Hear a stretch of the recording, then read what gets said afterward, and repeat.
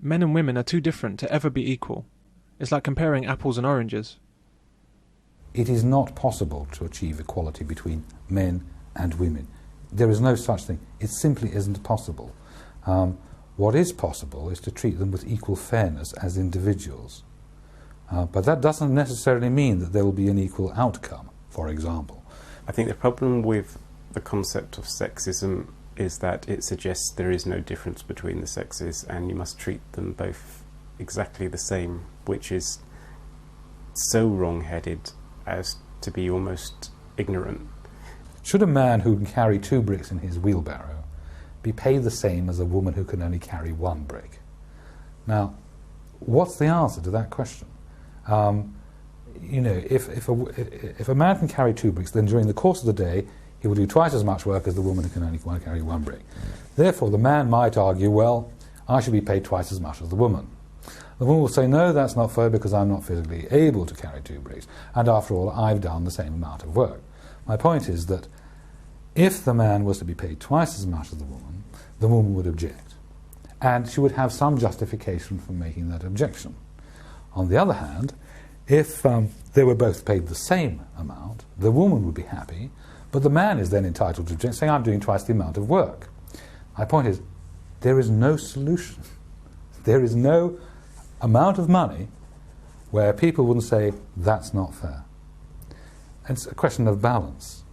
But there's nowhere to put the balance. There's nowhere to draw the line, which would be agreed upon by everyone. There is a fundamental difference between the sexes. I mean, if you want an example, just go out and look at all the relationship books about how men and women communicate with each other, men are from Mars, women are from Venus. You won't need books like that if you could treat men and women exactly the same. And sexism is based on that concept, so sexism is a concept that needs updating, I think, a little bit. So when women say, a lot of women say, I'm a feminist because I support equality, I feel like tearing my hair out and saying, what do you mean? You mean you get paid the same for carrying 1 brick as I get paid for carrying 2 bricks? To which there's no solution. And that example that I give there applies right across the board. If there are differences between people, inherent differences, there is never going to be a position which will satisfy both of them and which both will see as fair and equal. It's simply it's a political debate all the time, always a political debate. So we have to ignore gender in that respect? But if we do ignore gender in that respect, then women will say it's not fair. So do you think women's There's a permanent war. Yes. We've got a permanent war. The search for equality is a permanent war. With men saying, hold on, I can carry 2 bricks, and women saying, no, it's not fair, I'm weak and vulnerable. One man I spoke to described the quest for equality as like aiming for the stars so that you might hit the moon. But it's not like that. There are no stars and there is no moon. Equality between men and women is a logical impossibility, and so, like the endless staircase, equality lies at the top of it. It seems that if we just keep climbing, we'll eventually reach the top. And even if we never quite reach the top, at least by continuing to climb, we'll surely get closer to real equality, right? Wrong. It's a question of balance. But there's nowhere to put the balance. There's nowhere to draw the line, which would be agreed upon by everyone. As a consequence of this gender issue, we are going to be forever engaged in a permanent gender argument. It is never going to end unless we decide to ignore gender completely, hide our eyes and say, how many bricks are they carrying? If you then do that and then look at it again in terms of gender terms, you are going to see a hierarchy. You are going to see men basically earning more money. Yes, and women spending it. True enough, yes. And even in similar jobs, sometimes men will work those extra few hours Yeah. and they'll be able to do more as part of that job. Yes. And so, do you think that's acceptable and it's the way it should Completely. be? Absolutely. I think it's the only hope we have. But that will happen. I mean, I don't doubt that that's the way that we will head. It's unfortunate that the false ideal of equality has been made so important since the rise of feminism. Pursuing the unobtainable panacea of equality is wasting an extraordinary amount of energy and resources and is the cause of massive discrimination against men.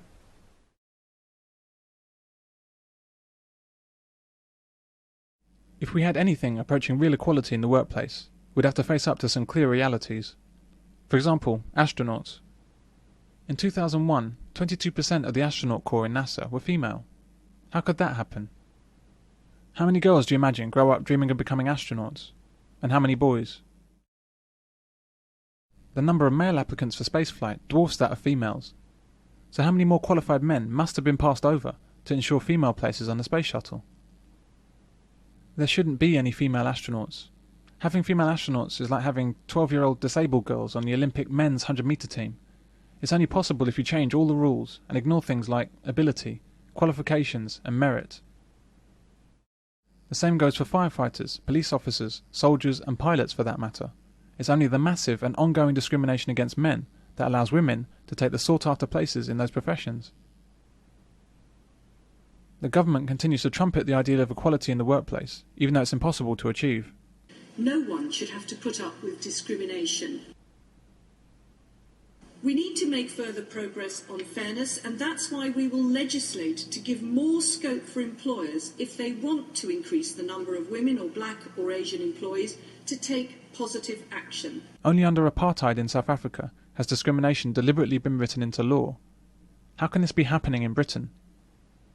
In terms of what the government should and shouldn't be doing, if they're going to do anything, it should be based on the best assumption, the best premises, the best understanding we have of male and female psychology, and that isn't one in which we think male and females are, to all extents and purposes, identical. There's just not a realistic basis for any kind of policy. There may be very good reasons for demanding that particular companies or industries are 50-50 between the sexes. You can't infer from the fact that they're not identical at present that the cause of that disparity is discrimination in any particular form, such that the reason why you would have to have policies mandating an equal split was to remedy a particular injustice.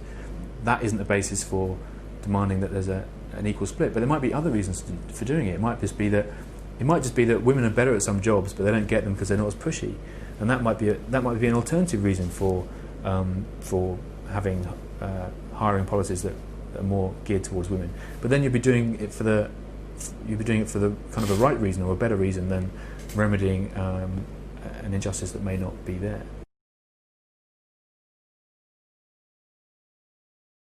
Women are like cyclists. Cyclists want to be treated the same as cars on the road, even though they can't keep up with traffic. Except when they come to a red light. Then they want to be treated differently to cars. Women don't want equality. Very few women indeed want to work as a matter of necessity.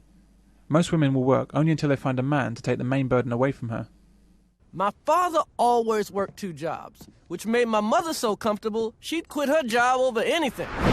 Check, please. And I mean anything. Now, do I look like I have your check? All that hollering at people. I don't need this. My husband has 2 jobs. Indeed, what women really want is a Richard Gere to take them away from it all.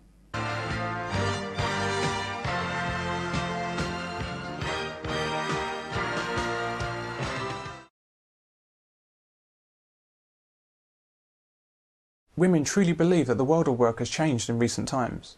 They believe that they've come of age in employment, such that they're not merely the equal of men, but have actually surpassed men as the most valuable workers. The kind of prime virtue in the labour market is going to be a set of emotional skills that women have developed over hundreds of years, and I think it's that is going to enable women to demand in return changes in the work culture, because organisations need women. So they're going to have to make whatever accommodation is necessary to keep those women there and in those places. And men will have to learn these kinds of emotional skills or find themselves outmanoeuvred. Of the nature of work and what it will mean for women if we're living in a world where the technology has so radically changed our lives. And I think the most obvious change is the reduction in emphasis on physical labour. If now you sit at a keyboard, you don't have to be physically strong anymore.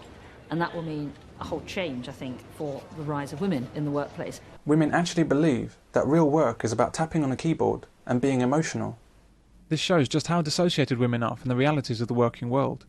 It shows how sheltered the lives of women in the Western world have been, and how thoroughly women have been brainwashed by government and business interests under the guise of feminism. Women are not oppressed. Women are more than half the population, and yet they're treated like a minority. Women like to think that the measures to enforce equality in the workplace, sexual harassment, pay gap, glass ceiling, sex discrimination, glass cliff, are being done for the good of women. They're not. Women are simply an untapped resource that needs to be harnessed and put to work. Women are not being freed, they're being enslaved, just like men. Fairness is important for our economy. An economy which sees no one pushed to the margins or excluded brings the widest pool of workers to employers, and diversity makes us outward-facing and helps us to compete in the global economy. Diversity does not help us compete in a global economy. Talent does. Diversity for its own sake inhibits progress and discriminates against men. I've seen no evidence from women that they genuinely want equality with men, and judging from the typical women that I come across, I don't expect I ever will. The difference between men and women in the workplace is that whilst women are less capable workers than men, they make far better slaves. If you're looking at a capitalist society, you want fodder, which are the people who are going to do the work. As long as you employ women, you have a very malleable force, and you have a force that you can pay a lot less.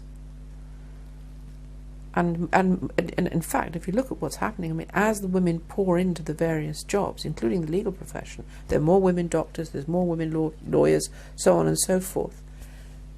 What happens is that you get a very unbalanced society, but a very obedient society. Does this mean you'd think that the government would support feminism for these reasons? Tacitly. I don't think anybody sits down with a slide and rule and says this is what we're going to do. I think largely what happens is now there are sufficient powerful women in, for instance, the Labour Party to virtually be allowed to do what they want to do.